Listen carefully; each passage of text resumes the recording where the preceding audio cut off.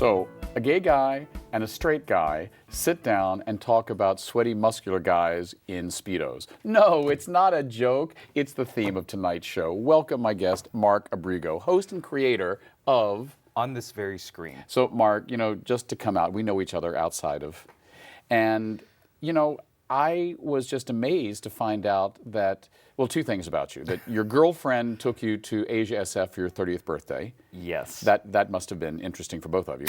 Very interesting, to say the least. And that you have started a show devoted to one of my hidden kind of closet fascinations, professional wrestling. Oh, it should not be hidden, nor should it be closeted. Pro wrestling, when done right, is the best form of entertainment in the world, as far as I'm concerned. All right, so let's just get right to the theme of this show, since Sure. it's supposedly a gay TV show. What is the crossover between what is evidently a huge heterosexual male audience for Right. professional wrestling and those of us who just like seeing Batista? Well, when broken down to its core, pro wrestling is essentially the rawest form of theater you can ever find out there. I mean, some of these guys, they're choreographers, they're improv comedians, they're athletes. Everything you can imagine that would make something entertaining, these guys more or less have to do it, and they do it all at the expense of their bodies. So there's a lot of respect there. All right, now, so you say really at the expense of their bodies. So you're saying that they're really up there. Some of this stuff is, they're getting hurt. Oh, very much so. I think the misconception is that wrestlers don't get hurt,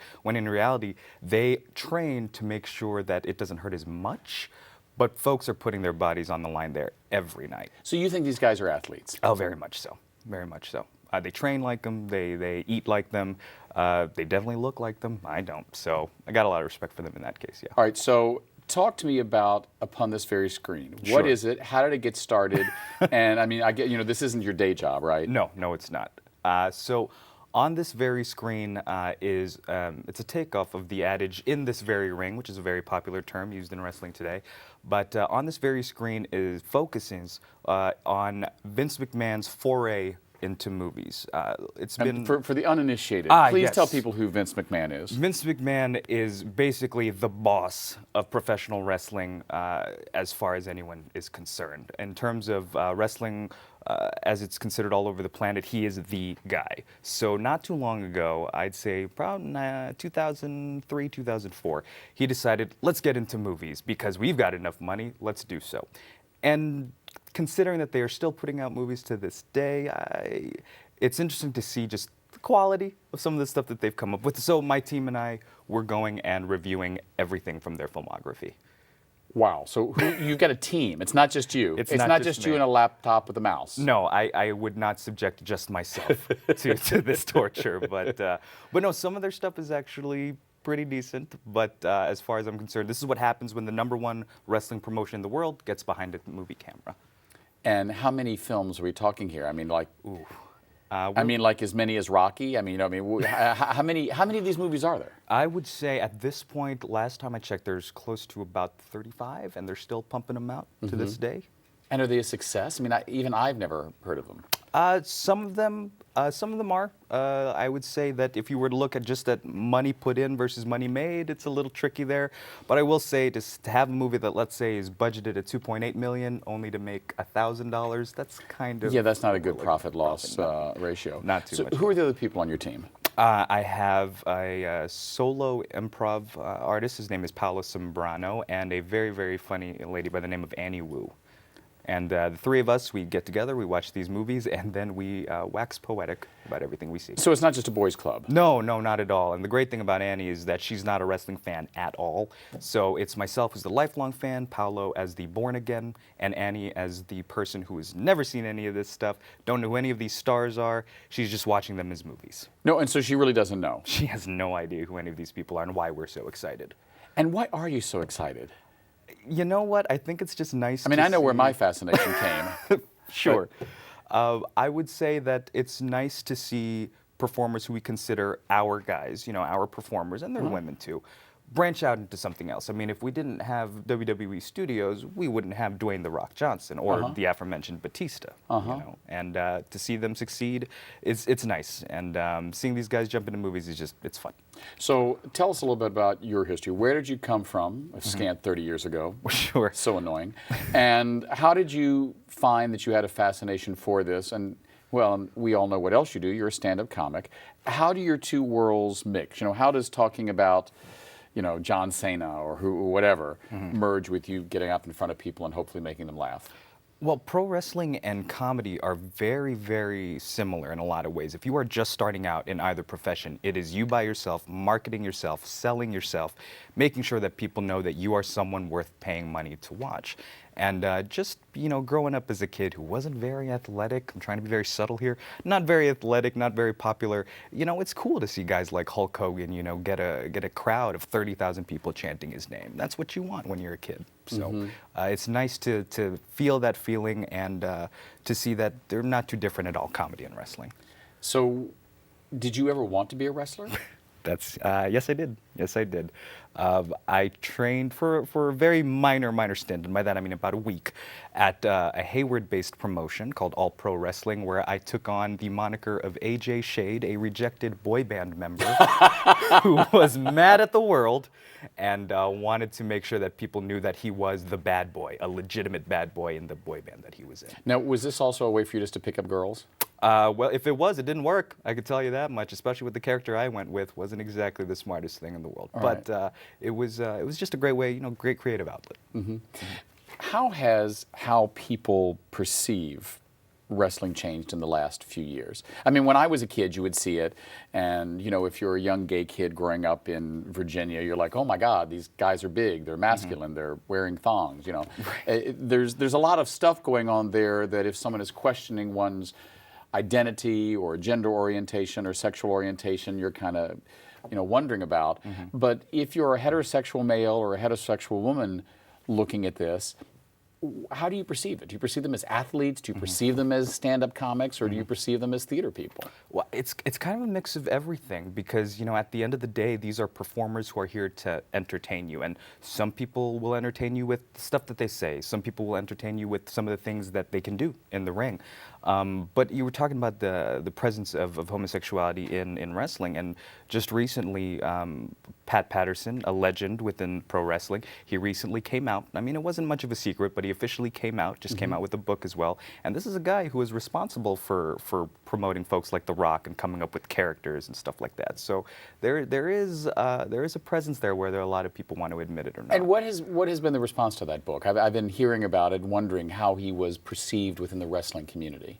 Well, originally, it was a very man's man kind of business, as you can imagine, but you can't deny talent. And considering that not only is this guy highly revered, but held in very high esteem within WWE, World Wrestling Entertainment itself, I mean, he's the Yoda, essentially, for a lot of these up-and-coming wrestlers who want to learn about the business. In your mind, who are the best wrestlers that have really crossed over into the quote-unquote mainstream? I mean, yes, we all know The Rock, which I guess now goes by Dwayne Johnson, but we all remember him as The Rock.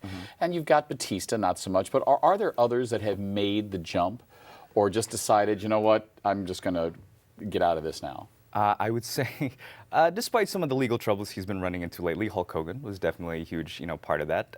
Jesse the Body Ventura, who actually ventured into politics, who can forget, governor of Minnesota. Some have, jumped into, I think some have jumped into music. Some have jumped into television.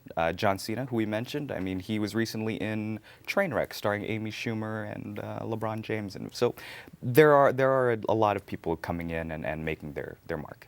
So what's been the response to upon this very screen? You have a million fans now online? Very close. Let's say give or take.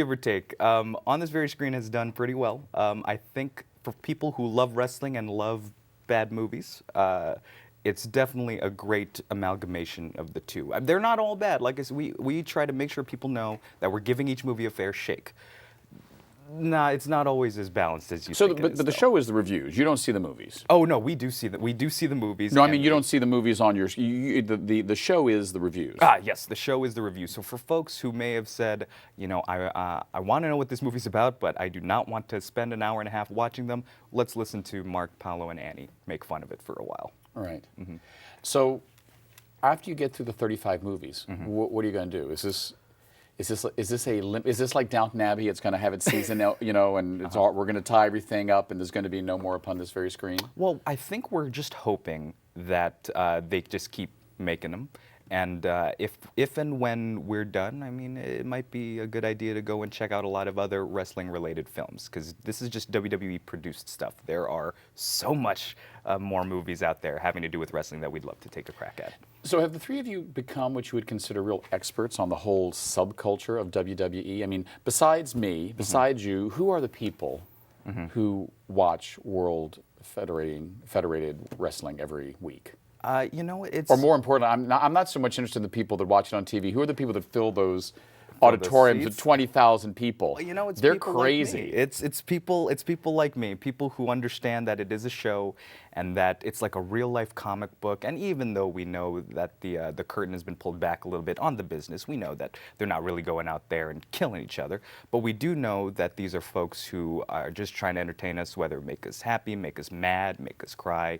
And it's like theater for folks who don't want to admit they're into theater. So it's a guilty pleasure. A guilty pleasure denotes a sense of shame in it. I'm very much a big fan, and I'll shout that to the highest of heavens. Right. So this was not hard for you to like start this show. You really believe in it. Not at all. On this very screen was started with love in mind, and also in a way to tell Vince McMahon and the people making these movies, like, hey guys, step your game up because people are watching these, and it's us. Right. Just a few moments left. Last question.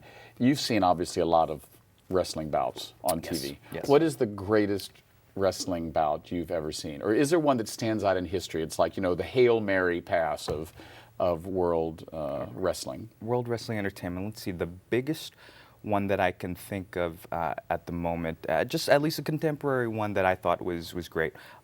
You have The Undertaker, who is a very well-known and very well-respected legend, versus Brock Lesnar, former UFC champion and former WWE superstar, doing battle at WrestleMania about a couple years ago. And The Undertaker's 22-year streak at WrestleMania was on the line, and it was against Brock Lesnar, known as the Beast, and it was a classic for sure. So this is one you've seen again and again. It's definitely one of the most controversial matches that has ever been put on television. Well, I'll have to call up YouTube and check it out. Good luck to you upon this very screen. Thank you, sir. We've been speaking with Mark Abrigo. Next up, our conversation with the host and creator of House of Pride Radio. We'll be right back.